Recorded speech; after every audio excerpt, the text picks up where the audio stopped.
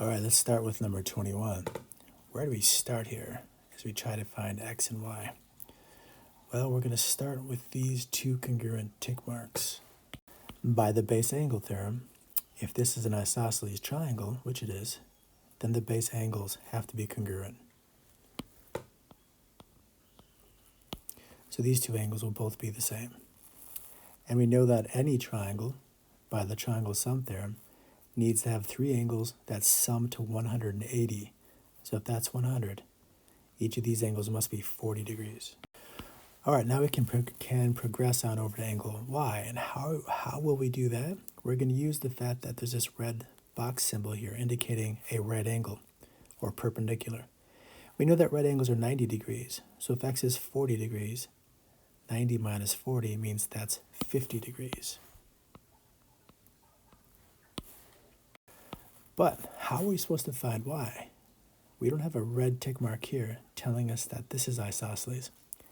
And here's how. This 100 degree angle here is a linear pair with this angle beside it. This rotation is 180 degrees, which means that this angle must be 80 degrees so that these two angles add up to 180. Remember, a linear pair are two angles that are adjacent, like this white angle and this yellow angle.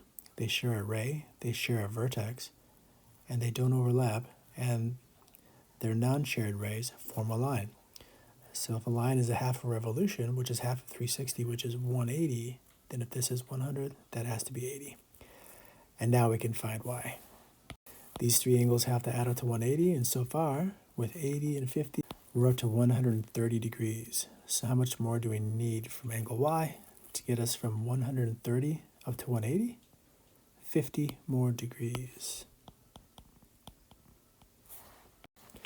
So the key there was starting with the yellow isosceles and using the base angle theorem. These had to be the same.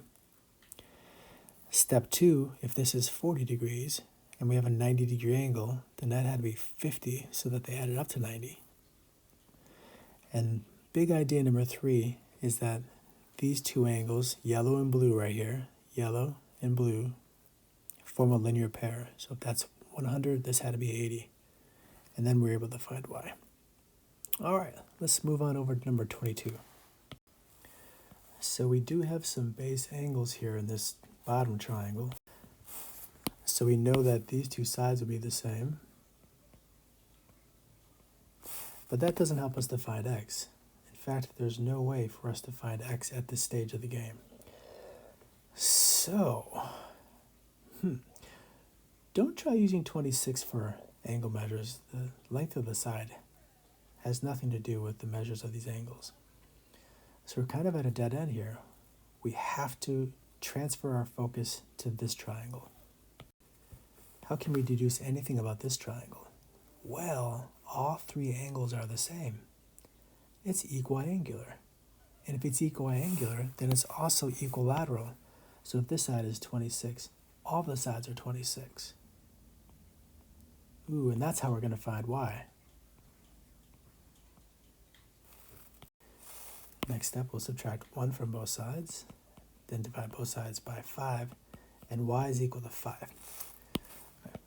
But how are we supposed to find x?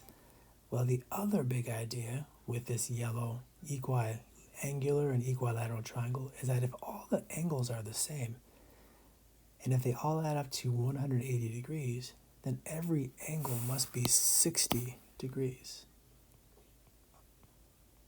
And that's how we're going to get x in the green triangle. Because these two angles here form one of those linear pairs again. So 60 degrees plus 8x degrees, that's 180. There we go. 60 plus 8x is a linear pair which adds up to 180 degrees. So we'll subtract 60 from both sides. Divide both sides by 8.